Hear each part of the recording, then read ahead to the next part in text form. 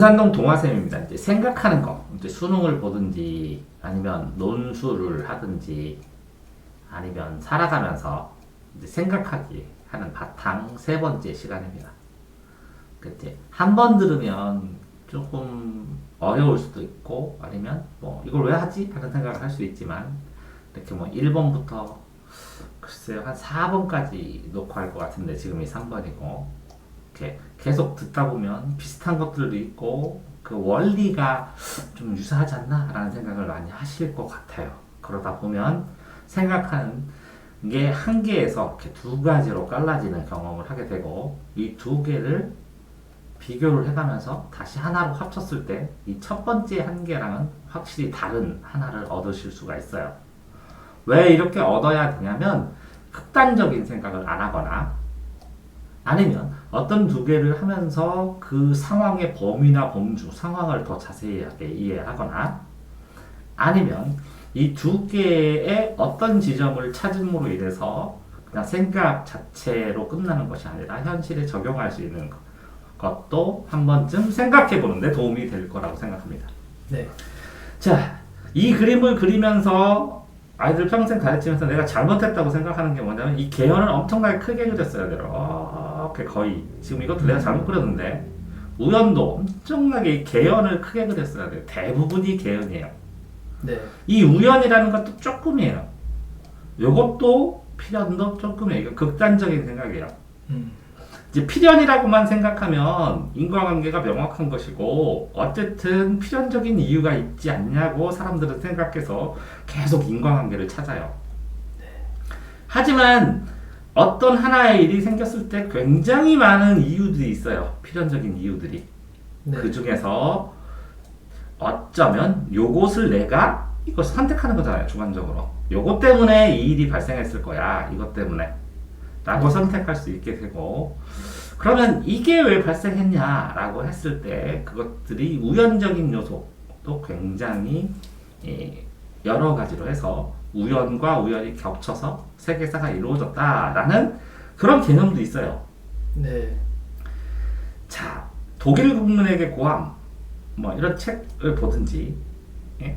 얘기했을 때 아니면 뭐 역사란 무엇인가? 이에치카의 역사란 무엇인가? 라는 걸 보게 되면 역사는 우연의 연속이다. 역사는 필연의 연속이다.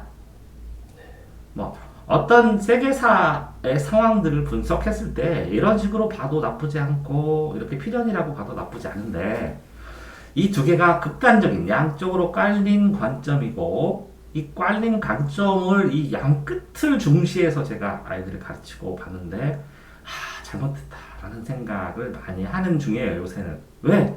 이 가운데가 더 많다는 거지. 이만큼만 갔어도 필연이 이만큼이면 우연은 이만큼이다. 이렇게 갔으면 이만큼의 우연이면 이만큼의 필연일 수도 있다는 거죠. 네. 근데 그게 구분할 수 없을 만큼 섞인 경우도 많아요. 그러니까 우연성으로 강조하는 부분은 한 요 정도 퍼센트라면 필연성으로 강조하는 부분은 이만큼 퍼센트라면 대개는 그래. 대개는 우연과 필연이 섞여서 하는 개연이 엄청나게 넓은 그런 범위를 차지하기 때문에 이 안에서 사람마다 여기에 위치하기도 하고 여기 사람마다 위치가 다 다르니까 그 중에 내가 여기를 선택하다고 선택하는 논리적인 이유 그러니까 개연을 이해하려고 했어야 되는데 우연과 필연을 너무 강조하면서 이해하지 않았다라는 생각을 많이 한다. 네. 자, 이것도 보시면 그래서 이렇게 생각하면 A와 B가 같다. 라고 A는 B 같다. 근데 이거랑 이거랑 똑같은 물건이라면 A는 A다 그래야 하거든요. 네. 근데 사람은 그러니까 산은 산이다 이렇게 했을 때 좀 어려워요. 네. 그렇지만 지규는 비슷한 거, 유사한 거예요. 왜? 똑같은 거는 다시는 발생 안 하거든요. 이런 상황에서 C라는 아니면 D라는 상황들이 발생을 하거든요. 역사에서. 네. 그러니까 유사한 것들이 발생을 하는데 이거랑 거의 같아. 라고 가르치는 건 초등학교 때. 이거는 이거야. 이렇게. 아, 이거는 좋은 거야. 이건 나쁜 거야. 이렇게. 네. 그러니까 요게 이거랑 같아. 라는 걸 이렇게 완전히 같지는 않잖아요. 찜찜하잖아요. 네. 그러니까 중학교 때는 비슷하다 가르쳐요. 이것은 이거다. 은유법인데 이거랑 네. 이거랑 비슷하다는 의미예요. 네. 이거는 A가 곧 B야 이렇게 해요. 네. 이거는 뭐라고요? A가 곧 B랑 비슷한 점이 있어 이런 뜻이에요. 네. 그래서 은유를 중학생 때 배우면 상징은 요 원관념을 안 가르치고 요 네. 보조관념만 가르쳐요. 이렇게 점점점 있잖아요. 그렇죠. 여기에 원관념을 안 가르치고 이 원관념이 나타나는 현상의 특징만 가르쳐도 이 원관념이 뭔지 안다는 뜻이에요. 바보, 똥개, 늑대, 멀미잘, 멍청이. 옛날에는 만화책 이렇게 써놨어요. 남자친구 가슴 툭툭 때리면서. 그러니까 다 똑같은 걸 나타내 주는 거예요. 근데 요거랑 요거랑은 특성이 떨어져 있으니까 요거에서 밝히는 특징이 조금씩 다른 거예요. 네. 그러니까 지규, 초등, 의주, 중등, 상징, 고등 때 가르쳐요. 그러니까 요걸 다 합쳐서 비유예요. 네. 그래서 비유와 상징 두 글자 합쳐서 비상 출판사가 나온 거예요. 그래서 문학에서 국어에서 출발해서 다른 교과목까지 확장시킨 거예요. 그 과목이. 네. 자, 이런 게 된 것처럼 세상에서 이제 내가 내가 세계를 보고 느껴요. 네. 그러니까 이 한순간을 포착해야 돼요. 여러 순간 포착하기 쉽지 않으니까. 네. 그거를 내가 깨달아요. 그래서 정리한 게 시예요. 그러니까 세계에 대한 내 주관적인 생각이에요. 그래서 감정이 많아서 서정시가 많은 거예요. 네. 그런데 이게 내가 세상을 보고 내가 내 체험을 했거든요. 네. 체험을 한 다음에 그걸 깨달아요. 그 네. 깨달은 걸 세상에 발표하는 걸 수필이라고 그래요. 네. 이게 따를 수, 필기구를 따라서 자유롭게 쓴 거예요. 그래서 체험을 깨달음과 같이 쓴 게 수필이에요. 네. 그런데 이게 내가 생각하는 세상에 대해서 써요. 그런데 나와 세상의 갈등, 나와 다른 사람과 갈등, 나와 여러 사람의 갈등, 작은 집단과 집단의 갈등, 집단과 아니면 개인과 자연의 갈등, 이런 갈등들을 쓰는데 이거는 주관적이잖아요. 네. 그 주관적이 있는 대로. 근데 이게 있는 모습, 내가 깨달은 모습을 그대로 써주는 건데 이거는 뭐라고요? 내가 세상에게 꾸며진 이야기를 전달하는 거예요. 그러면 허구성과 진실성 할 때 이거 보세요. 이렇게 되고 이렇게 됐어. 이거는 진실에 대해서 쓰는 거죠. 있는 거. 네. 근데 그거를 허구로 쓰는 거예요. 허구로 쓰는데 이 진실성, 세상을 바탕으로 해서 쓰니까 진실성으로 쓰지만 꾸민 이야기예요. 그럼 여기 안에 뭘 있을까요? 진실 같은 허구요. 네. 이게 진짜 거짓말. 이게 뭐라고요? 진짜 거짓말. 이 진짜 거짓말이 소설이에요. 그래서 진짜 뻥. 이게 소설이에요. 네. 그러니까 진짜 그럴듯한 말, 있을 법한 일. 네. 근데 우리들이 잘 안 봤던 일. 이런 거를 딱 써요. 그럴듯해 이렇게 하면서. 네. 그럴듯하면 되게 진실성이 있고 개연성. 그러면 이게 뭐라고요? 이게 개연성이라고. 대개는 그래. 그 진실성과 허구성의 개연성이라면 요 사실이죠, 사실. 네. 이게 리얼이 진실성. 네. 그리고 허구적. 네. 허구 가운데 개연성이. 이게 소설이 더 많다는 거죠. 그러니까 그런 말 들어봤어요. 소설보다 더 진짜 이거는 장난이 아니구나 이렇게. 더 뻥 같다 이렇게. 네. 소설의 속성이 허구성이 강하지만 소설보다 더 허구적 같아요 막. 네. 갑자기 막 15분 동안 뭐 손흥민이 3골 넣고. 네. 소설 그렇게 쓰면 욕 먹는다고 하더라고요. 그렇죠. 그렇죠. 이게 진실성도 이렇게 네. 이것도 뭐라고요? 허구를 썼는데 이게 소설이 아니고 진짜 같아. 이거 있었던 일 같아 이렇게. 네. 너무 리얼해서. 네. 이런 것들도 생각을 해볼 수 있는 부분입니다. 자, 뭔가 질문하면 이게 서리법은 뭐합니까? 하고 묻는 거거든요. 네. 근데 요거는 서리법이에요. 네. 의문문이에요. 네. 그런 특징이 있으면 돼요. 네. 그러니까 뭔 말이야? 하고 감탄문처럼 썼는데 이게 서리법이라고. 네. 근데 그거를 사립법으로 의문문 여기 있잖아요. 의문문. 네. 그 질문하고 대답하면 이 질문을 꼭 주제와 관련된 것만 해야 되는 사실은. 네. 그래서 대답을 연결하면 그게 주제야 되는데. 네. 그래서 질문이 이거예요. 질문, 답변. 그런데 요거는 말고요. 어미가 뒤에 써있는 문법적으로 이 뒤에 뭡니까? 뭐뭐니? 했을 때 요게 나오는 요게 네. 의문 형태의 의미예요. 이게 질문을 하던 안 하던 상관없어요. 이게 서리법이든 감탄문이든 상관이 없어요. 네. 감탄문이라도 이게 뭐 의문형 어미면 그냥 맞다는 거예요. 그 형식적인 문법을 물어보는 거죠. 네. 그러니까 물어볼 때 그러면 원래 질문을 바탕으로 이건 문답법은 이렇게 짝을 이루었는가라는 걸 물어보는 거고 이거는 서리법에서 종결함에서 질문의 뉘앙스 있는 종결함으로 잘 썼냐는 거고 네. 이거는 의문형 형태의 문법적인 의미가 맞냐는 거고 이거는 이 종결함이랑 상관없이 이 질문하는 뉘앙스로 말했느냐라는 걸 물어보는 거죠. 근데 비슷비슷한데 이 단어는 거의 비슷비슷해요. 이렇게. 네.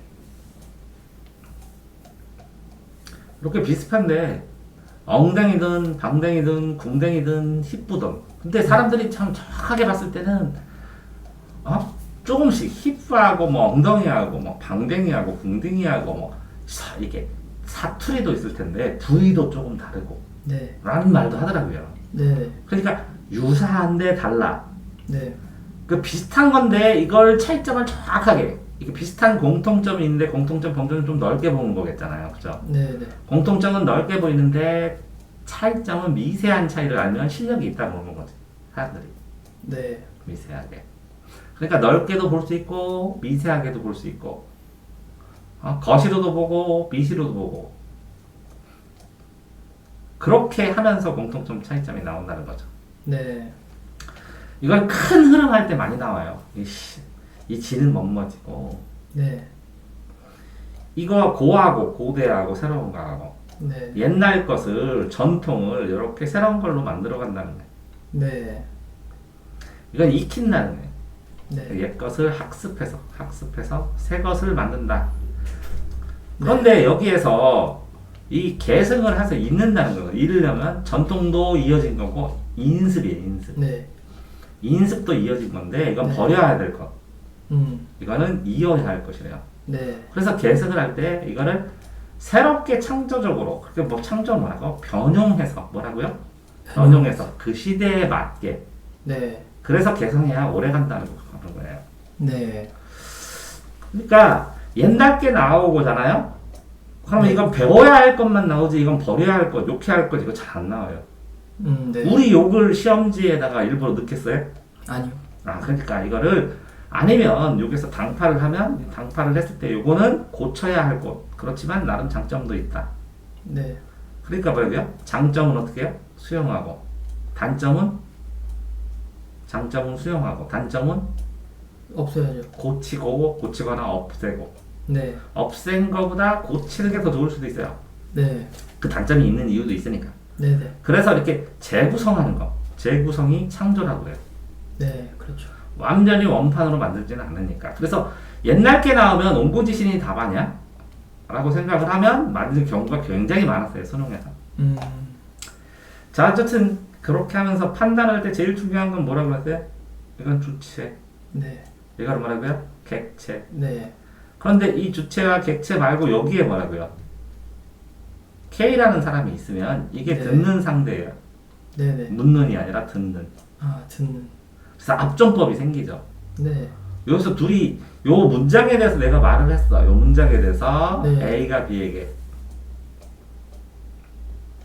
그러면 이 B와 K의 직위 차이에 따라서 높여주기도 하고 낮춰주기도 하죠. 네. 이 듣는 사람이 사장이면 네. 이게 나보다 높은 과장이라도 높이지 않죠. 그렇죠. 뭐 그런 얘기를 하는 거예요. 네. 그러면 듣는 상대방 때문에 네. 요 목적어는 제가 과장님을 요 K가 목적어가 되잖아요. 네. 그렇다고 객체를 높여주진 않잖아요. 네네. 이해되세요? 네. 근데 높일 때는 주어에다가 아버지께서 할아버지께서 오신다지 온다 아니잖아요. 네. 그럼 주어도 높이기도 하고 서술을 높이기도 하죠. 네. 근데 이렇게 복잡해 보여도 이렇게 언어와 문법 판단에서 어법을, 문법을 하지 않는다 하면은 그냥 일반적으로 판단하면 돼요. 이 상황으로. 예. 앞준법이 상황에 논리니까 육하원칙 상향으로 이 문장에 써있는 주체냐, 말하는 사람이냐, 아니면 문장에 쓰이는 목적어냐, 그럼 네. 듣는 사람이냐. 요거는 뭐라고요? 문장 안에 있는 내용이죠. 네네. 요거는 뭐라고요? 듣는 상대방이니까 문장이 안 나올 수도 있죠. 요것만 구분하시면 됩니다. 아, 예. 자, 그런데 이렇게 하다가 보면 이렇게 자꾸 이렇게 여러 가지가 꼬인다고. 그래서 제일 중요한 건 주제예요. 예. 이 제자가 펼칠제예요. 음. 주관의 생각을 펼친다, 제시한다, 네. 펼쳐 제시한다. 그 펼쳐 제시하는 거를 간단하게 이렇게 목차처럼 하나의 눈으로 단어로 표시하는 제목이에요. 네. 그래서 이 제목, 눈을 통해서 주제로 들어가야 돼요. 네. 그러니까 제목을 한 문장으로 만들어라 라고 내가 되게 많이 만들잖아요. 네네. 요 단어, 주제가 들어가는 단어, 이 주제, 그러면 이 단어 핵심 주제가 뭐냐? 제재예요. 주제 중에서 소재는 여러 가지가 있어요. 이렇게 한 개, 두 개, 세 개, 네 개, 무수하게. 네. 이 중에서 주제와 제일 가까운 소재가 제재예요. 주제 플러스 소재니까. 네. 이 주제는 주인주의 펼칠자고, 소재는 이게 재료라는 뜻이에요. 재료. 네네. 글감. 이 재료, 여러 가지 재료 중에서 주제에 가까운 거를 제재라고 그러는데, 네. 이렇게 이 제재 중에서 이 제재가 한 개가 아니라 여러 개라고 하면 소주제가 되는 거예요. 작은 주제. 예. 소주제가 모여서 제재가 되니까. 그러면 이거를 주제라 그러면 이 소주제가 나타나는 것들을 말하는 상식이 주지라고. 주지. 주제의 가지. 음. 주제의 가지. 자, 이렇게 되는데 이 주제에 대해서 대화하면 화제라고 그래요. 화제. 네. 그러면 화제. 전제는 뭐냐? 이 주제가 어떤 하나의 문장이면 그 주제 앞에 있는 문장이 전제예요. 이게 인과관계가 가장 강하게 P면 Q이다 라고 인과관계가 강하게 묶여있는 바로 앞에 나왔다고 생각하는 게 전제. 네. 주제 뒤에 나오는 거는 또 이게 전제가 되고 이게 주제가 되기 때문에 시험 문제에서 요거 찾아라 그럼 일치 문제, 요거 찾아라 그럼 이유 찾아라 뭐 이런 거, 네. 기억의 이유 찾아라 뭐 이런 거, 네네. 이거는 미루어 알 수 있는 걸 찾아라. 그러니까 네. 요거를 반면으로 뒤집어서 질문을 하면 답변이 될 수 있는 걸 찾아라 이런 거. 네. 그러니까 바로 연결이 돼요 이렇게. 네.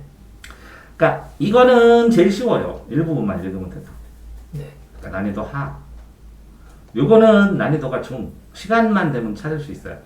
네. 근데 요거는 미룰 때 요게 잘 안 잡힐 때가 있어요. 이렇게. 예. 이걸 다 엮여서 만들어야 될 때도 있고. 네네. 그러면 그러니까 요 주제에서 추리 문제, 미루어 알 수 있는 것은 했을 때 이게 멀리 있다는 느낌이 들면 상, 네. 이렇게 하면 중, 바로 답변 왔으면 하. 이렇게 세 가지가 다 있어서 요 주제를 미루어서 해야 되는 거는 어떤 방식으로 답변을 하고 어떤 방식의 문제인가 문제를 명확하게 읽어줘야 돼요. 일치 문제랑 전제 문제가 아니라면.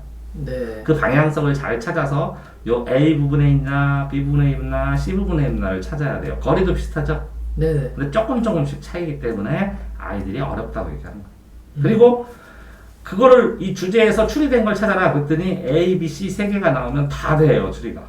네. 애들이 생각하기에. 네네. 그럴 때 가장 가까운 걸 찾아야 되니까 어려운 거예요. 아. 그래서 가장이 항상 달리는 거예요. 네. 이거 신문의 경우에 이렇게 신문의 경우에 이렇게 뭔가 나오고 진짜 기면학 결혼이네. 기면학 결혼. 네. 부제하고 부수 제목이고 그 다음에 여기 내용이 있어요. 네. 근데 여기는 이 부수적인 주제예요. 이건 주제. 네네. 주제가 붙었다 이렇게 생각하는 거고, 그러니까 요거를 봐야 돼요. 두 번째 네. 쳤어야되는 요 표제는 표시하고 지시하는 거예요. 그래서 호기심 유발하려고 해서 이걸 간접적으로 좀 써줘요. 신문에서 신문 많이 팔라고. 네. 그러니까 직접적이 써 있는 이 부제를 중심으로 먼저 읽고 요걸 보셔야 돼요. 호기심 유발됐나, 어떻게 유발시켰나 이렇게. 네. 이걸 보고 줄거리랑 관련돼서 찾는 게 훨씬 더 좋아요. 자, 어떤 A라는 상황이 있었을 때 취소, 철회, 이게 무효. 처음부터 효과가 없으면 무효예요. 네. 근데 어느 정도 효과가 있다가 저 안 할게요. 그럼 이게 취소예요. 네. 이건 한 건 남아있어요. 앞으로 네. 일어날 일이 없어지는 거예요. 네네. 철회는 여기서 저 철회합니다. 그러면 초반부터 한 것도 없는 행위로 돌리는 거예요. 네. 이것도. 철회 알겠어요? 네네. 취소도 알겠고 무효도 알겠어요? 네. 초반으로 돌려서 무효행위. 그러니까 이 상황에서 취소를 하잖아요. 네. 이해돼요? 네네. 이해돼요. 자, 정수기를 사용했어요. 네. 사용하기 시작하려는데 사용도 안 하고 저희가 안 할래요. 그럼 무효되는 거죠. 네. 네. 계약이 잘못됐을 때 무효예요. 계약 맺은 것 자체가 잘못되는 게 무효. 네네.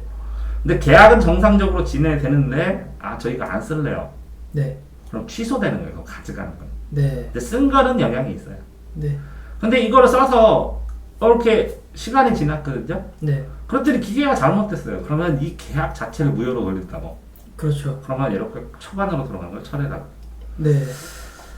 자, 또 이게 주관은 뭐라고 했어요? 사람일 수밖에 없죠. 사람. 네. 사람. 객관은 뭐라고요? 사물은 사는 일사자고 네. 사건이고 물은 물건이고. 네. 그러니까 이게 사물 안에 다 들어가요. 이 물건 안에 사람도 사실은 들어가요. 네네. 그래서 주관의 감정이 객관에 들어가서 이게 슬프면 요 객관이 슬프다 이렇게 감정을 이렇게 대신 보여주는 거. 이동 입장의 감정이 네. 됐어요? 네. 그 다음에 이 주관과 감정이 요 주관은 기쁜데 이걸 보니까 이거 슬픈데 이걸 보니까 이 새 둘이 정다워. 그 내가 더 슬퍼진 것 같아 대비돼서. 네. 그럼 요것 때문에 감정이 불러 일어난다. 그래서 감정의 환기. 그런데 그냥 주관이 사람이 이렇게 달리고 있는데 그냥 저기서 새가 노래하고 있어. 그냥 산책하는데 네. 뭐 슬프고 기쁜 거 아니야. 그냥 노래하는 것 같아. 근데 노래하는 게 뭐 즐겁다 슬프다 이런 얘기가 아니야. 네. 이럴 때는 뭐라고요? 그냥 배경. 음. 이게 배경일 때도 있어요. 주관의 배경. 객관적인 게. 네. 근데 요거랑 감정 이입되면 뭐라고요? 거의 일치도 많이 되겠죠. 네. 이해돼요? 네네. 근데 이 감정의 일치하고 요거랑은 무슨 차이냐면 이 일치는 내가 새인가 새가 나인가 이렇게 이런 식으로 얘기해요. 그렇죠. 나랑 새랑 구분이 없어지는 거고 네. 주관과 객관이 이게 뭉뚱그려지는 거예요. 일치는. 네. 전도는 내가 화를 내야 되는데요. 갈매기한테. 갈매기가 나한테 막 화를 내요. 네. 내가 파도를 보고 뭔가를 해야 되는데 파도가 나한테 얘기해요. 네. 그러면 이제 이 객관, 이게 전도될 때는 뭐라고요? 의인화의 현상도 많이 늘어나겠죠. 그러면 의인법과 활용법의 차이는 뭐냐면 이렇게 겹쳐지는데 사람의 자격, 인간의 비슷하지만 인간의 비슷한 자격인 희노애락, 감정, 울고 웃고가 있으면 의인법이에요. 네. 근데 화리법은 무생물인데 이게 생물이 돼야 돼요. 무생물이 시작이 무생물이어야 돼요. 바위가 이렇게. 네. 바위가 생물이니까 식물은 그렇고 동물처럼 움직인다, 뛴다 이런 게 돼야 돼요. 근데 인간은 안 돼야 돼요. 인간의 요소가 있으면 의인법이 돼버려요. 아. 자 됐어요? 네. 이걸 뭐라고요? 이게 물 숫자고 이게 1천천이에요. 네. 입에 1천전, 1000개를 말할 수 있는 건 이건 혀예요. 네. 혀가 물기가 있으면 활발하게 얘기해요. 네. 화로해야 할 때 활자예요. 네. 살할자. 화리법이라고요, 화리법. 네. 자, 요거는 녹화를 하려면 좀 오래 걸리니까 오류의 종류들은 동화쌤 오류 치시면 나오거든요. 그거 네. 꼭 보시기 바랍니다. 영상. 알겠습니다. 그래서 논리학 할 때도 도움되고 그러니까. 네. 자, 그 다음에 이제 속담의 현대 조정.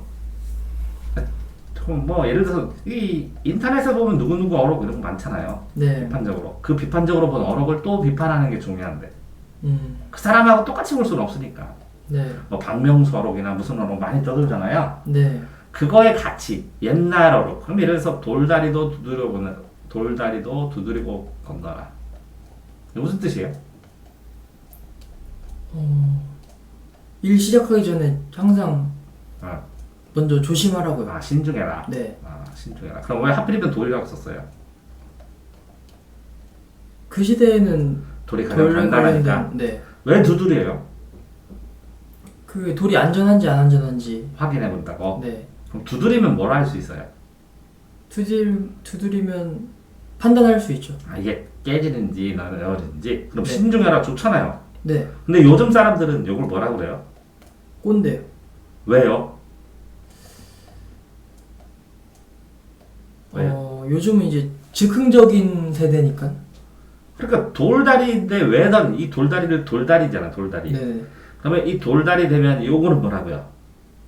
안정성이 큰다는 거죠. 네네. 안정성이 크니까 신중해라 반대는 뭐예요?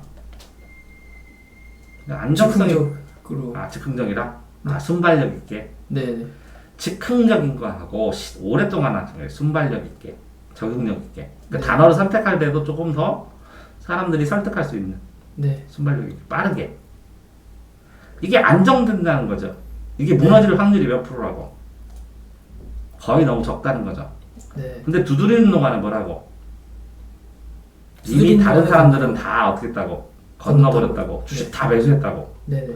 내가 신중한 거하고 순발력의 경계에서 요게 포커스가 많았었는데 옛날은 요즘은 요 포커스가 올라가니까 네. 그럼 요거를 변형시키면 어떻게 만들어요? 어록을 돌다리를 빨리 두들겨 보고 건너라. 빨리 두들기고 네. 그럼 두드리는 동안에 또 다른 사람은 건너네. 네. 그렇죠. 그러면 나는 이 두드릴 때 시간 낭비니까 빨리 두드리려라. 네. 빨리 두드려라. 두드리려면 네네. 두드리지 않으려면 믿고 건너라. 네. 왜? 남들이 갔으니까. 통계학적으로 볼 때 돌다리가 무너질 확률은 거의 적으니까. 네네. 근데 이 돌다리를 두드리고 건너야 될 때도 있죠. 언제? 올인했을 때. 네.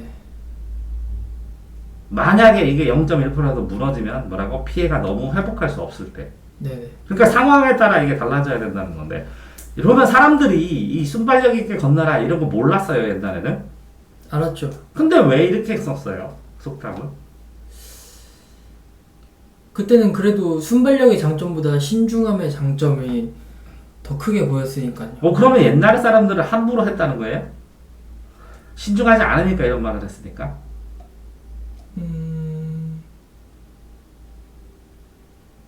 그럴 수 있죠. 그 옛날에는 함부로 했다고, 함부로 사람들은. 그거 아닌 것 같은데요. 그러니까 뭐라도 이 믿을만한 것들도 네. 한 번쯤은 점검해봐라 라고 부드럽게 봐도 되는데, 네. 그죠?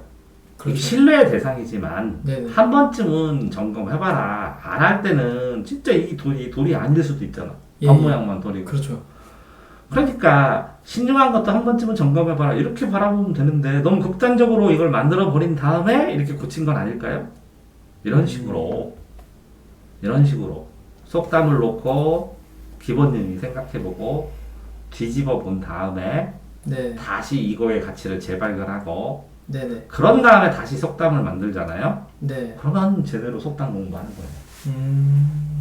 자, 그러니까 똑같은 맥락이에요. A라는 사람이 어떤 말을 했을 때 그걸 뒤집어 봐요.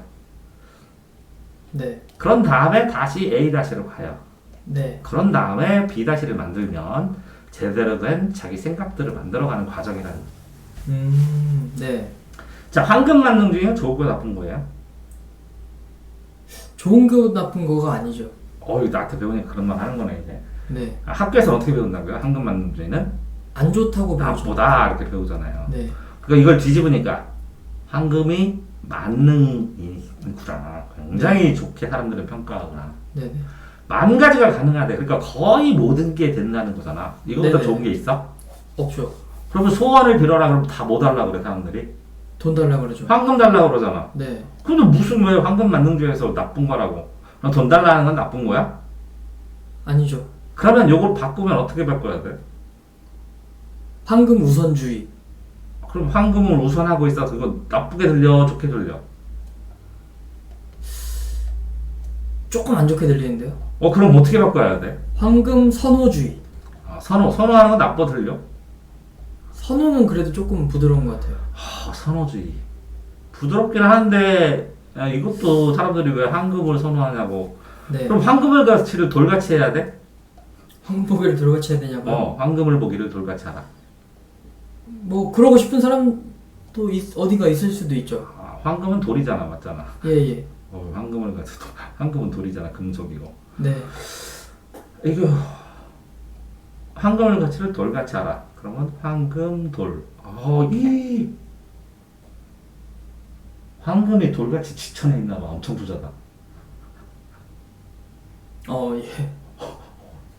워낙 부자니까 황금을 그쵸. 보고 돈이 돈같이 안 보인다는 거죠. 오 이렇게 부자는 내는데 가난한 사람이 부자는 그럴 수도 있어. 황금 뭐 그냥 네. 내가 갖고 있는 돌덩이 중에 하나야. 그렇죠. 황금보다 뭐 사파이어, 루비 뭐 이런 보석, 예. 다이아몬드 이런 거 더 많아. 이렇게 할 수도 있네. 네. 다 돌이네. 네. 돌같이 돌 중에 하나야 이렇게. 네네. 근데 가난한 사람은 돌로 보여 이게? 안 보이죠. 본인들이 번쩍번쩍 부처님으로 보일 수도 있고, 그지? 네. 그러니까 실제적으로 이걸 평가했을 때 제가 그랬죠. 단점을 너무 많이 가르쳐준 대로 계속 세대가 되다 보니까 네. 단순하게 단점 중심으로 이걸 보는 사고가 너무 강해져가지고 네. 황금이 엄청나게 우선주의고 사람들이 이걸 벌려고 하고 이것 때문에 모든 일들이 발생하고 이거에 희노애락이 발생하니까 이걸 중시하고 이거를 하찮게 생각하고 아끼고 보존하고 내가 그거를 어느 정도는 요걸 해야 된다는 생각, 네. 그 생각을 좀 더 강하게 가져야 되는데 근데 이걸로 뭐 장난하거나 뭐 망가지 다 상해가 함부로 한다는 게 아니라 그지? 함부로 하려는데 할 게 없잖아. 네네. 그러냐? 그렇죠. 그러니까 그거를 이 반대편 이렇게 단점을 강조했던 반대편이 아니라 이 장점도 진짜 진지한 시간으로 오랫동안 봐야 되는데 이 장점은 교육을 안 해도 다 안다고 생각하나 사람들이? 왜 안 가르치지? 얼마나 배웠어? 돈이 얼마나 중요한지 안 배웠죠. 생활하면서 느끼지 그냥 뼈저리 있게. 네. 그럼 미리미리 좀 가르쳐주지. 돈 중요하니까 너 열심히 공부해. 너 돈 벌어야 되잖아. 이렇게 현실적으로 가르쳐주지. 네네. 그럼 애들 더 열심히 공부하지 않을까? 그렇죠. 너무 징그럽다고 하나 애들이? 뭘 교육을 하면서 돈 벌어야 된다고 돈 하냐고. 너무 속물적이라는 인식이 있으니까. 그래 학교 다니고 나중에 보면 그 속물적인 걸 안 배워갖고 제대로 하지도 못하고 제대로 쓰지도 못하고 가치 있게 야 학교에서 솔직히 가치 있게 돈 쓰는 법 가르쳐주는 거 있냐? 없죠. 가치 있게 돈을 쓰려는데 어떻게 쓰는지도 모르겠어. 그냥 고안에다 갖다 주면 돼? 아니면 정부한테 내면 돼? 그러니까 어떻게 돈 쓸 거야? 돈이 많은데. 그래서 이렇게 소설 써보고 싶은 게 이런 건데. 판타지에서 저거 쓰다가 많은 종인데.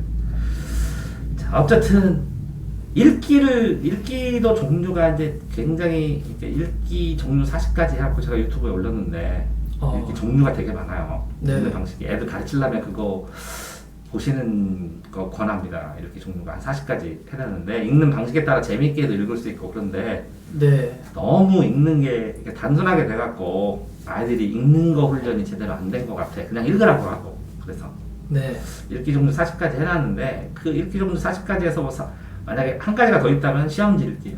네. 되게 달라요. 이거는 시험지를 풀기 위한 읽기예요. 네. 그러니까 채점자도 알아야 되고 그쵸 논술적으로 보면 그렇죠. A가 뭐를 했어요? 시험지를 했어요. 네. 그러면 독자들이 반응해요. 그러면 이렇게 반응하는 애, 이렇게 반응해, 이렇게 세 가지 종류의 반응이 있죠. 네네. 얘는 틀리고 얘는 뭐라고요? 맞게 되고 얘는요 맞았다 틀렸다 하고 네. 읽는 방식에 따라서. 네. 그러면 이 사람이 출제하는 것들이 어떤 식으로 출제하냐? 그러면 이 시험 출제 이 전체는 교육이에요. 그렇죠. 그러니까 이 사람이 이걸 하면서 여기에 나와 있는 B, C, D가 이거를 풀므로 인해서 완결된 생각으로 교육의 일환으로 뭔가를 배웠으면 좋겠어요. 이게 출제하는 주체는 정부나 한국이에요. 네. 그러면 이 화자나 청자의 수준을 생각하는 거 수준. 이거 대화랑 똑같아요. 네. 시험지는 뭐라고요? 글자로 하는 수수께끼 게임이에요. 네. 그렇게 생각하고 푸시라는 거죠. 읽고 풀 수 있게. 그 다음에 학생의 판단력을 묻는 것이지 네. 배경 지식을 물으면 너무 좀 그런 거예요. 그렇죠. 내신은 배경 지식을 많이 묻는데 수능은 그걸 읽고 판단을 할 수 있느냐를 물어보는 거예요. 네. 자, 다음에 사군자 이렇게 사방으로 이렇게 된 거 됐죠? 사방 가운데까지 오행이에요. 그럼 오방색 들어봤어요? 네네. 오 이거 알아요? 네. 그러면 좌측면 우백곡 이게 좌측이거든요. 이렇게 왜 이게 좌측이에요? 우자가 왜 바뀌었어요? 위에서 보고 아래서 보고가. 맞아요. 네. 왕이 앉아서 이렇게 보는 측면 왕이 네네. 가운데 왕이 있다 이렇게 치고 예. 왕의 왼손이잖아. 예. 좌의정이 높아 우의정이 높아요? 영의정이 제일 높고 네. 영의정 그 다음에 우의정이 높지 않나요? 좌회전이 높아요. 어. 좌회전, 우회전. 왼팔이 더, 그러니까 뭐라고요? 왼팔이 더 믿음직한 사람이에요. 왼팔, 오른팔. 네. 자, 이렇게 했을 때 좌청룡이죠. 네네. 그러니까 무슨 색이에요, 이거? 청색. 파란, 예. 우쪽은요? 백호. 백호, 그러니까 백색. 네. 남은요?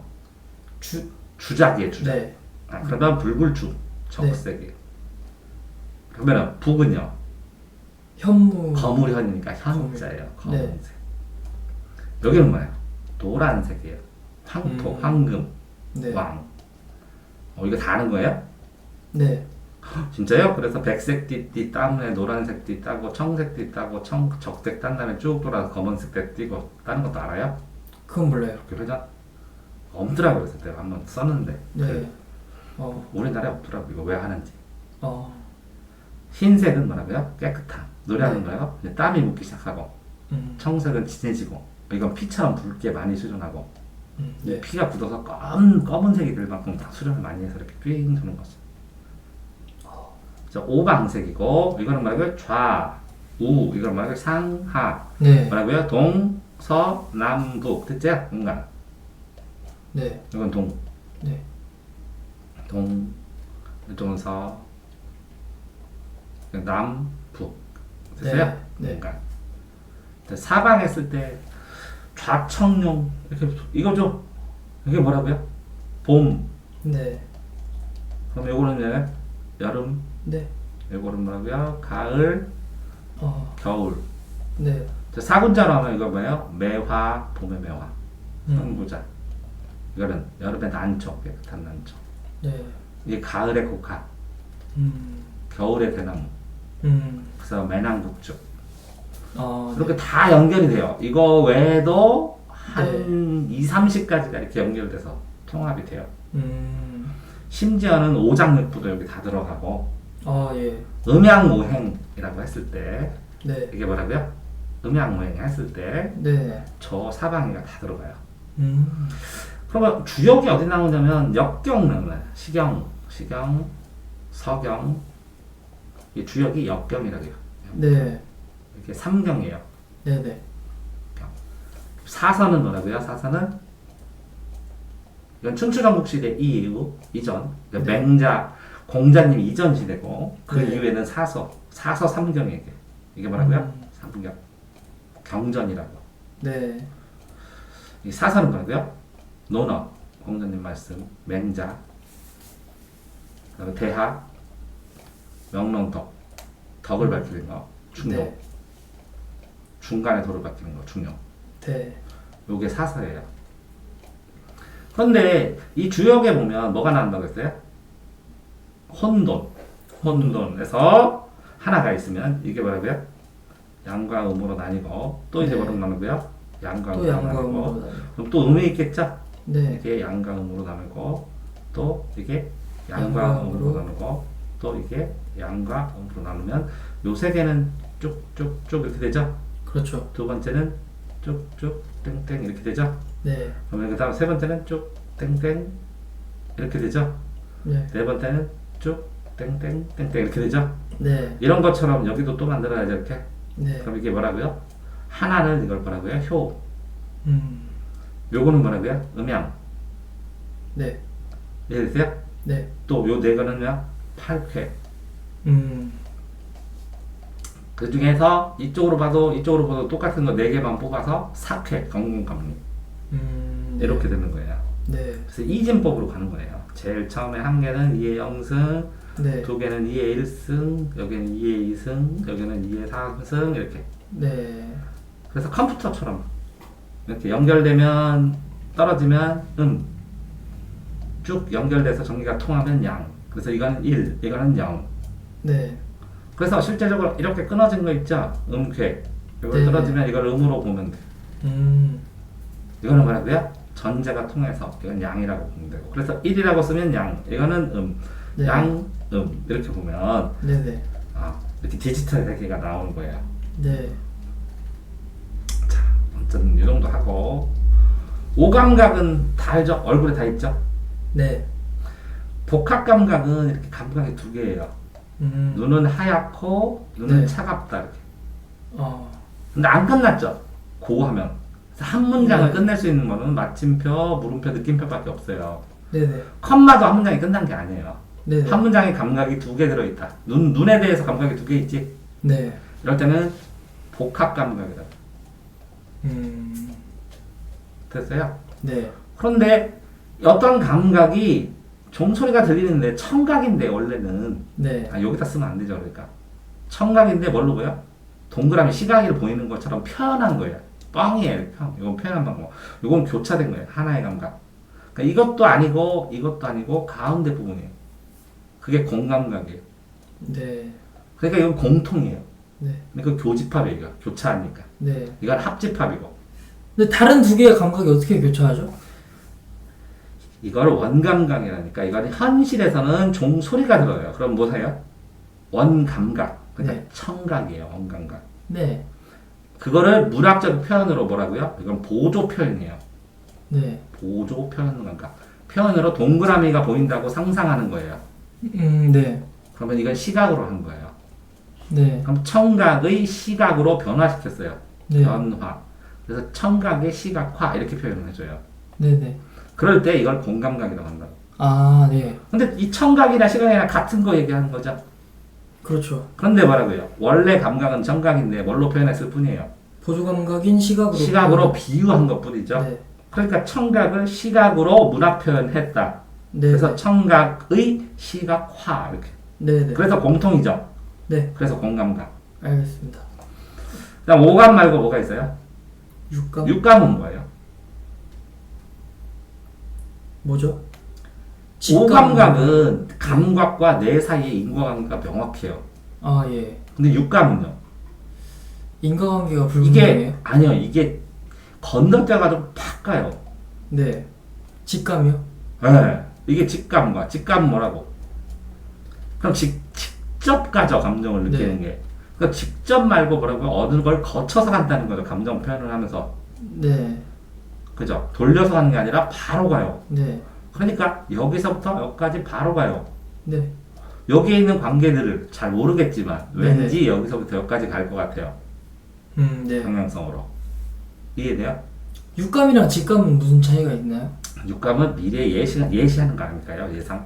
아, 저 바람 피는 것 같아. 직감을 느낄 수도 있는데 육감은 미래.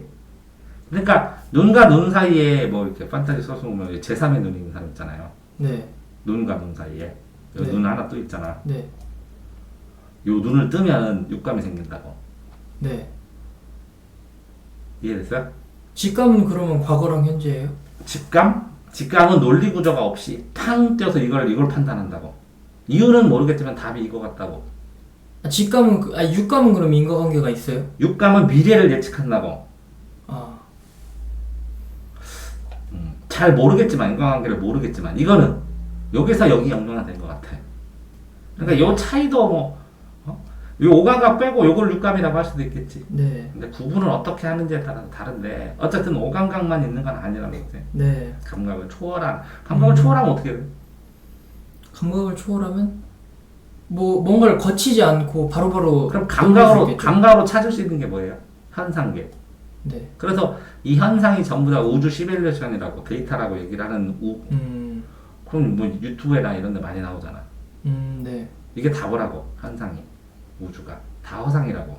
음, 그냥 데이터 영상 비치는 거라고. 그리고 우리는 감각을 느끼고 있다고 그냥 생각하는 것 뿐이라고. 이해돼? 네.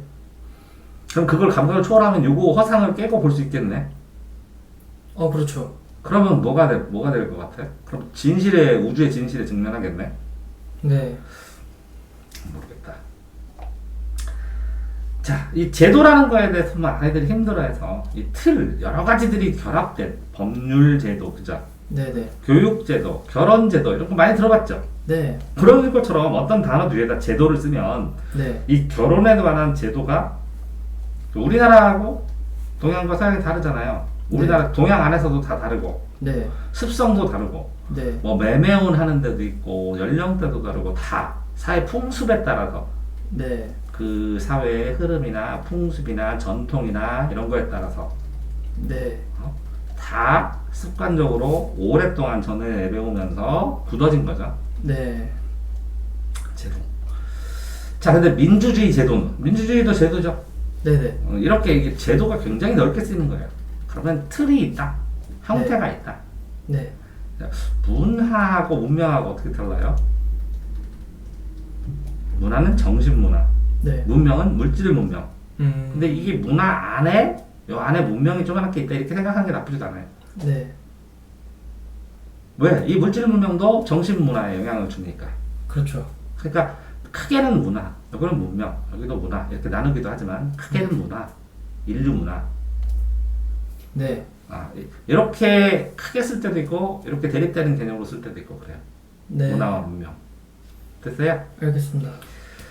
자, 언어를 보시면 문자 언어가 있고 글자, 음성 언어도 있어요. 그럼 순간적, 이게 뭐냐고요? 글자요. 읽기, 쓰기. 여기는 뭐라고요? 말하기, 듣기. 어떤 게 더 힘들어요? 읽기 쓰기가 더 힘들죠. 이게 더 힘듭니다. 말하기, 듣기가. 아. 왜 그러면 이거 순간성이라 네. 말하고 듣기가 훨씬 힘들어요. 요거는 여러 번 읽으면 돼요. 네. 읽기, 쓰기.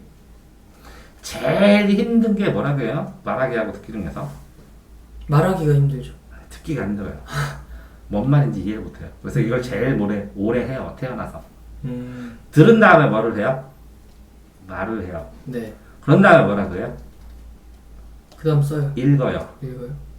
사과 안 읽어요? 읽어야죠. 그 다음 뭐를 해요? 쓰기를 해요. 이런 식으로 배워요. 순서는. 제일 많이 하는 건 뭐예요? 이 중에서? 맨날 수업 들어요. 듣는 듣기. 거죠. 예. 네. 듣기. 말하기는요? 조금 해요. 네. 그러면 듣기를 하는데 잘 안 늘어요. 그럼 뭐를 해봐야 듣기가 늘어요? 역으로 하면? 말하기를 해요? 말하기를 하면 듣기가 늘어요. 아, 이렇게 말하고 있구나. 이렇게. 네. 말귀를 못 알아듣는 이유는요, 말해보지 않아서. 입장 바꾸진 않아서. 자, 읽기하고 쓰기인데 맨날 시험 봐요. 그럼 뭐예요? 이거 수능 보는 게? 읽기. 읽기죠. 읽기가 안 들어요, 잘. 그럼 어떻게 봐야 돼요? 써봐야 돼요? 오, 써보니까, 논술을 써보니까, 아, 비문학이 이런 구조로 되어 있구나. 이렇게 알게 돼요. 그래서 쓰기를 잘하려면 뭐라고요? 읽기를 잘하려면 써봐야 돼요. 네. 근데 써봐요, 사람들이? 안 써봐요. 부족해요. 말해봐요, 잘? 아니요. 안 말해봐요. 그래서 이게 제한되고 한계가 있는 거예요. 자, 듣는 사람은 말하는 사람의 입장을 이해해보니까 말해봐야 돼요. 네. 읽는 사람은 쓰는 사람의 입장을 이해해야 되니까 써봐야 돼요. 그래서 네. 교육을 중시할 거는 쓰기하고 말하기예요. 이 말하기는 뭐예요? 면접. 네. 면접 시험. 됐어요? 네. 요거는 영어 듣기 시험. 네. 요 쓰기는 논술 시험. 네. 여기는 수능 국어 시험. 국어, 영어. 네. 수능 객관식. 네. 영어는 그냥 듣기가 없네. 국어 듣기가 옛날에 있었어요, 시험. 듣기 음. 문제가 있었는데 없어졌어요. 네. 그러니까 객관식을 잘하려면 뭐라고요? 논술 써봐야 쓸 때 구도로 생각해 봐야 되고, 듣기를 잘하려면 뭐라고요? 말해봐야 돼. 말해봐야 돼. 그러니까 면접을 할 때 문제를 명확하게 무슨 일인지 잘 들을 수 있다는 건 무슨 뜻이에요? 말할 수 있다는 말해봤다는 거죠. 거야. 네. 그러니까 무슨 내용인지 질문 자체가 안 들려요. 그럼 말을 못해. 네. 핵심이 뭔지 핵심은 모르. 근데 자기가 말해봤어요. 어떤 거에 대해서. 그러면 들려요. 아, 이 문제구나. 내가 말해봤다. 그런데 읽기, 쓰기, 말하기, 듣기 중에 어떤 게 더 어렵다고 그랬어요? 듣기가 제일 어렵다고. 듣기가 어려워. 네. 그러니까 뭐라고요? 면접이나 논술의 문제를 파악하고 뭔가를 그걸 이해하기가 어렵다는 거죠. 네. 그럼 어떻게 봐야 돼요? 말해봐야 되고 말해봐야 되는데 말하기가 힘들죠. 이게 자체가. 네네. 그럼 어떻게 봐야 돼요? 읽고 써봐야 돼요. 근데 써보려고 했더니 쓰는 게 익숙치 않아서 뭐를 많이 시켜요? 말하기. 네. 말하기를 시켜서 쓰게 해요. 그러면 내용을 정확하게 이제 들을 수 있고 파악할 수 있어요. 읽을 수 있어요. 그러니까 논술도 쓰고 면접도 할 수 있어요. 그래서 수업을 말하기하고 쓰기를 열심히 시키는 거예요. 나머지를 네. 빨리 늘게 하기 위해서. 네. 자, 그랬을 때 이해되세요? 이거 지금 수업하는 거? 네네네. 그랬을 때 언어가 있을 때 문자 언어가 있는데 뭐 또 소리도 이게 소리 내서 읽으니까. 네. 근데 에? 언어에서 이 소리와 연관된 게 이게 준언어. 이거는 반언어라고 해요. 이게 동반이에요. 반대가 아니라 동반. 네. 그러니까 언어랑 동반돼요. 억양이 다 달라. 네. 그 얘기하는 게 그게 반언어요? 네. 네. 반언어예요. 반언어 소리랑 동반되지 않으면 이해가 안 돼요. 네. 됐어요? 네. 근데 이건 소리가 한 개도 없어요. 비언어는 소리가 없다고. 반언어랑 준언어는 뭐가 달라요? 합자가 달라요. 주자가는. 이렇게 하는 출판사도 있고 이렇게 하는 출판사도 있어요. 네. 됐어요? 네. 근데 이 반을 반대라고 생각하면 안 되고 요것도 언어가 아니다고 생각하면 안 되고 이건 네네. 몸짓 언어예요. 그렇죠. 근데 이 몸짓 언어에서 이 언어를 제끼고 이 몸짓 됐을 때는 언어가 아니다 이렇게 돼서 비언어 이렇게 되는 거예요. 네. 자, 상황에 따라서 붙이는 게 달라야 돼요. 네. 자, 또 언어는 뭐라고요? 이게 꽃이라고 그러는데 네. 이걸 플라워라고 해도 되고 꽃 네. 화자로 화로 해도 되고 네. 꽃이라고 해도 되고 자기 마음대로 붙여도 돼 사에 따라 그게 자의성이에요. 그러니까 이거랑 필연적인 관계가 없어요. 이걸 필연적인 관계가 있는 걸 뭐라고 해야 돼? 루너라고 그래요. 루너요? 마법 단어. 판타지 소설 보면 루너를 쓰면 이거하고 그 물체는 필연적인 관계가 있기 때문에 여기에 그 필연적인 관계에 의해서 기운이 모여갖고 그게 실체화돼요. 룬. 들어봤어요. 예.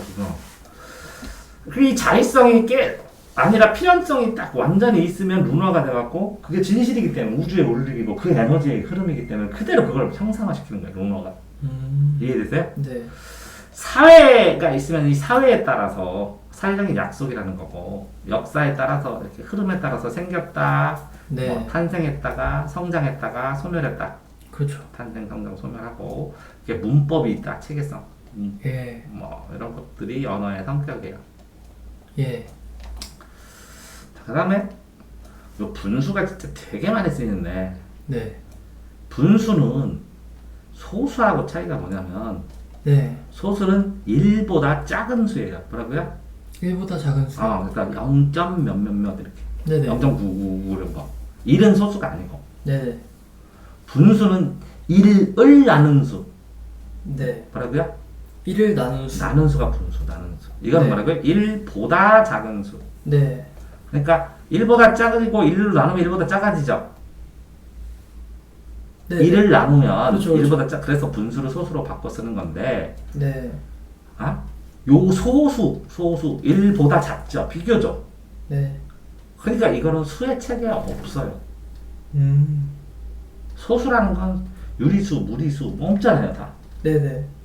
분수도 1을 나눴다는 것이지 수가 아니에요. 그렇죠. 그래서 A분의 B꼴로 되어 있는 게 유리수예요. 네. 그러니까 A와 B가 A 대 B를 A분의 B로도 쓸 수 있어요. 이걸 기준량과 이건 비교량을 치면.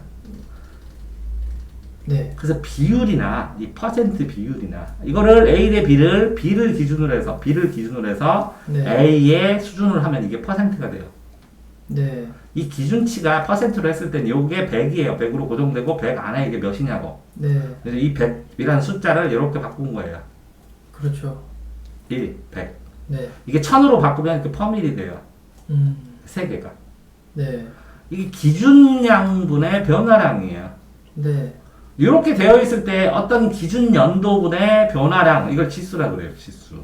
물가 지수, 무슨 지수라. 네. 그래서 이걸 분수로, 소수점으로 표현할 수도 있고, 퍼센트로 분수로도 표현할 수 있고, 퍼센트로 표현할 수도 있다고. 자, 5만 분의 1하고, 네.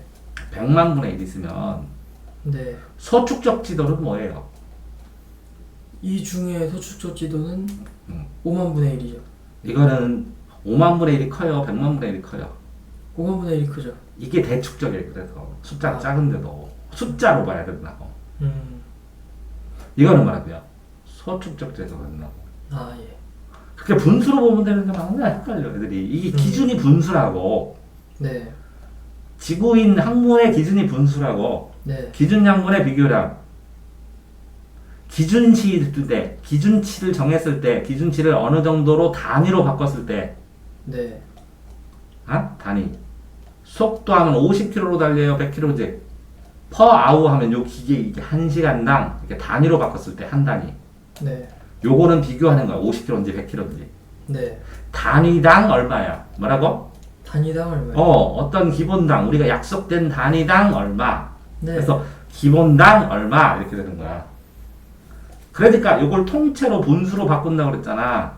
네. 그러니까 이 숫자를 비교하니까 이게 뭐라고 소축적이고 이게 대축적이 되는 거라고. 음. 그러니까 이게 지도에다 5만 cm를 그릴 수가 없잖아. 네. 그러니까 이게 뭐라고 1cm가 지도거리라고. 네. 그러니까 이건 뭐라고 실제 거리가 되는 거고. 지도에서 네. 축척할 때도 이렇게 하는 거라고. 네. 그러니까 요거 하나 터득하는데도 오래 걸리더라고. 지금 운명이 분수로 기준분의 비교량 이렇게 해서 기준에서 이 단위였을 때 얼마나 떨어져 있느냐. 네. 이해돼? 네. 그러니까 이런 게 제일 대표적인 지구 운명이야. 기준에서 얼마나 떨어져 있느냐. 예. 이해돼요? 예, 예. 그래서 이 평균이 중요하다고. 평균. 기준 잡는 게 제일 첫 번째 일이라고. 네. 이 평균이 뭐라고? 기준치가 된다고. 1, 2의 기준. 네. 뭘 하던. 근데 우리는 양쪽을 많이 배운다고 지금. 평균은 소홀히 하고. 그래요. 여기에 있다. 여기에 있다. 여기 뭐라고? 자유다. 이건 평등이다. 네. 그러면 자유 평등의 가운데 평균이 뭐라고? 그게 지금 현실이죠. 선거. 선거했을 때 못 맞추는 거야. 이 기준을 신경 안 쓰는 사람들. 자기는 자유 쪽 보수주의든지 평등적 진보면 이쪽에서만 생각을 하는 거야. 이 핑계는 무시한 채. 네. 그러니까 항상 본인이 예상하는 선거치는 이런 거야. 여기가 기준이 있다고 생각해. 자기랑 조금 떨어져. 네. 여기 있는 애는 이렇게 해, 자기가 생각하는 예상치는 이거야. 네. 여기가 돼야 되는데 애새끼들이 요 가운데로 갔어. 요만큼만큼 사회에 실망하고 얘네는 요만큼만큼 사회에 실망한다고. 그러니까 진짜 중요한 건 뭘 찾는 거야. 평균치. 네. 왜? 대중의 힘이 일부가 선도는 하겠지만 대중의 힘, 일반적인 여론, 사람들의 방향치 이해돼서? 네. 요런 거를 예상을 하고 이걸 예상하는 방향성을 찾아야 돈도 벌고 사회에 어울리고 사회의 예측도 정확하게 할 수 있고 그런 거야. 그렇죠. 자 그렇게 살아가면서 뭐 여기까지만 하겠습니다 오늘은. 네. 이게 목표가 있어. 목표, 목적. 근데 희망, 꿈, 이상. 근데 이게 목표, 목적, 오늘의 목표, 이달의 목표, 금년의 목표, 5년의 네. 목표, 10년의 목표. 이건 단계를 만들 수 있다는 거야. 네. 단계. 근데 목적은 뭐야?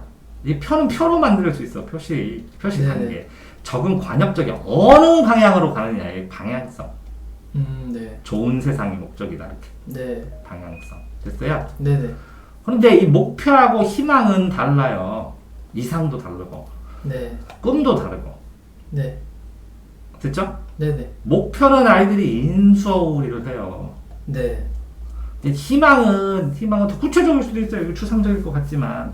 네네. 목표는 인서울의 무슨 대학교. 네. 그러면 이 목표보다 희망이, 지금은 2등급인데 희망은 1등급 대학 가고 싶어. 이렇게. 네. 근데 내가 우연히 수능 대박 맞춰가지고 서울대 가면 난 꿈을 달성한 거야, 이렇게. 근데 네. 꿈도 1차 꿈, 작은 꿈, 큰 꿈 이렇게 될 수 있잖아. 네. 근데 이건 현실일 수 있어. 현실화 시킬 수 있지만 이상은 현실화 못 시켜요. 꿈을 넘어서 바라는 상태라. 네. 이해돼요? 네. 요거는 모든 국민이 서울대 가는, 모든 학생이 서울대 가는 거야. 그렇죠. 그게 이상이야? 그치? 네. 근데 모두 열심히 해야 돼. 그렇죠. 그러니까 불가능한 거야. 불가능한 걸 말할 때 이상이라고 그러는 거야. 네. 현실이 아닌. 네. 그 단계 같은 거 이해됐어요? 네. 자, 이것도 이제 마지막으로 역사가 뭐라고요? 이렇게 지금 이렇게 지금을 중시하면 뭐라고요? 현재를 중시하면 현재도 먹고 살 거 없다. 하층이에요. 네. 그러니까 뭐라고? 현재를 즐겨라 뭐라고요? 카르페 디엠. 그게 좋은 것 같은데 한계가 있다는 거. 그렇죠. 왜? 미래 대비가 어려울 수도 있다는 거고. 네. 그럼 현재를 즐겨라. 그러면 과거의 이런 경험을 바탕으로 해서 현재를 개선시키는 게 아니라 그냥 현재 순간순간이잖아. 네. 그러면 지속성이 떨어지잖아. 그렇죠. 됐어요? 네.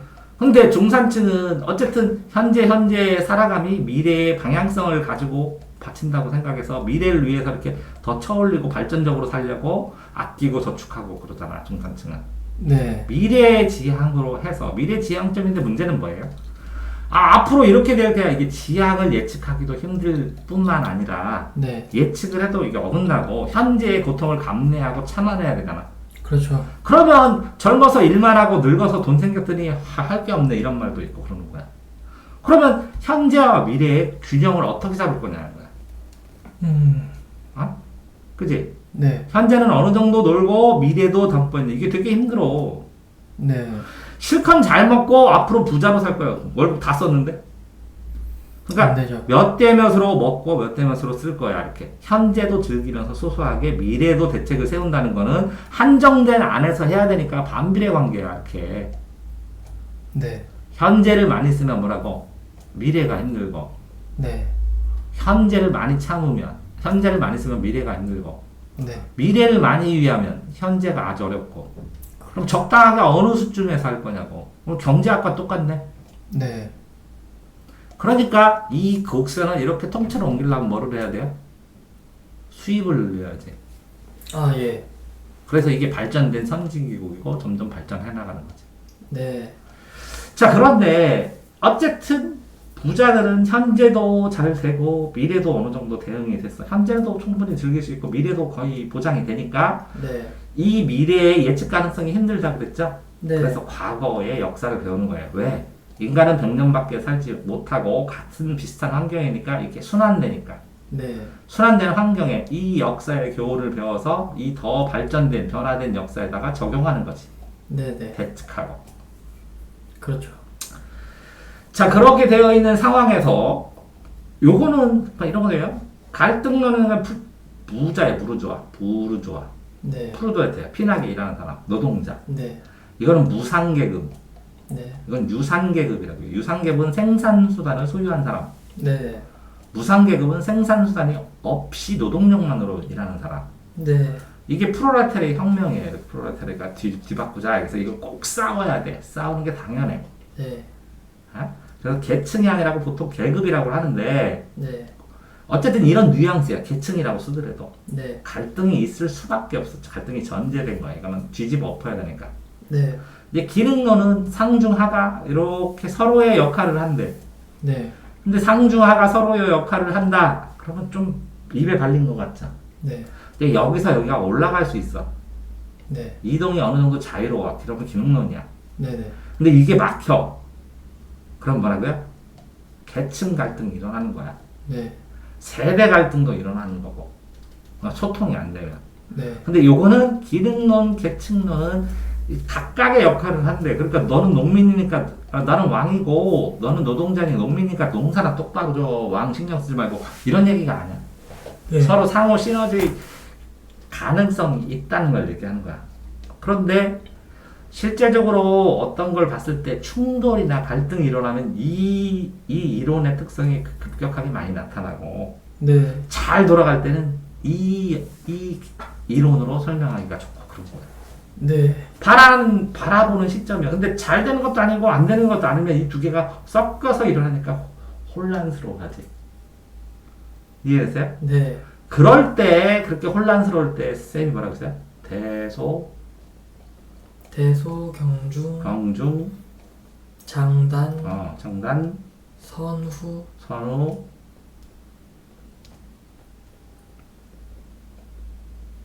그럼 내가 이거 큰 일이냐 작은 일이냐 나한테 이게 가벼운 일이냐 무거운 일이냐 네. 이게 장점이 단점이 장기간 일어나야 되냐 단기간 해야 되냐 네. 이걸 우선적으로 해야 되냐 나중에 해도 되냐 그치? 네. 뭐 이렇게 아니면 뭐 과정 네. 뭐 아니면 뭐라고 뭐 이렇게 해갖고 우선순위를 정하자 네. 과정이나 우선순위를 정하자 이렇게 생각을 하는 것만 하더라도 도움이 된다고 얘기를 했죠. 네. 그죠? 어쨌든 바라보는 게 양면으로 바라보고 상황에서 네. 이렇게 목표가 없을 때는 어떻게 돼요? 희망이 없을 때는 어떻게 돼요? 자, 희망이 없더라도 목표는 세울 수 있죠. 네. 꿈이 어떻게 돼요? 전 꿈이 없어서 목표도 있고 희망도 있는데 꿈이 없다고 자기 공부 어떻게 해야 되냐? 목표 세워. 꿈이 없는데 목표를 어떻게 세워요? 그랬더니 아니 영어 50점만 내. 꿈을 어떤 꿈이 되든 대비할 수 있게 영어 공부해. 네. 대학 가. 체력 쌓어. 운동해. 그랬더니 저 이상은 꿈도 안 꾸고 그제? 네. 세계 평화 이런 거 말고 꿈이 없어서 못해요. 저는 희망이 없어요. 네. 희망이 없다. 희망이 있다. 뭐라고? 목표를 달성할 희망이 없어요. 그럼 목표가 너무 높은 거지. 네. 그렇게 다 목표, 희망, 꿈, 이상 다 다를 수 있다고. 그렇죠. 이해됐어요? 네. 그리고 단계적으로 만들어가야 된다고. 내가 분명히 얘기했잖아요. 이렇게 떨어졌다 올라갔다 이렇게 단계적으로 이루어진다고. 네. 그런 사람도 있던데. 뭘 잘하려고 하지 말고 재미있고 자기가 하고 싶은 행동을 계속 반복해서 엄청 많이 하면 뭐라고? 점을 계속 매일매일 찍으면 이 점이 뭐가 되고? 선이 되고. 선을 계속 끄면 뭐가 되고? 면이 되고. 면이 쌓이면 뭐가 되고? 이 뒤집은 딱지 이게 쌓여 이렇게 높이. 네. 그럼 뭐가 되고? 그럼 입체가 되고. 입체가 되죠. 그럼 이게 뭐라고? 점은 0차원, 선은 1차원, 선은 1차원, 네. 면은 2차원, 입체는 3차원. 네. 이렇게 쌓아나가. 그래서 4차원적인 너를 만족시킬 수 있을 만큼 어떤 시간 안에서 이 만들어 놓은 요 실체화된 요거는 사용하고 활용할 수 있으니까 반복해서 뭔가 하라고 네. 그 얘기를 하더라고요. 오늘은 여기까지.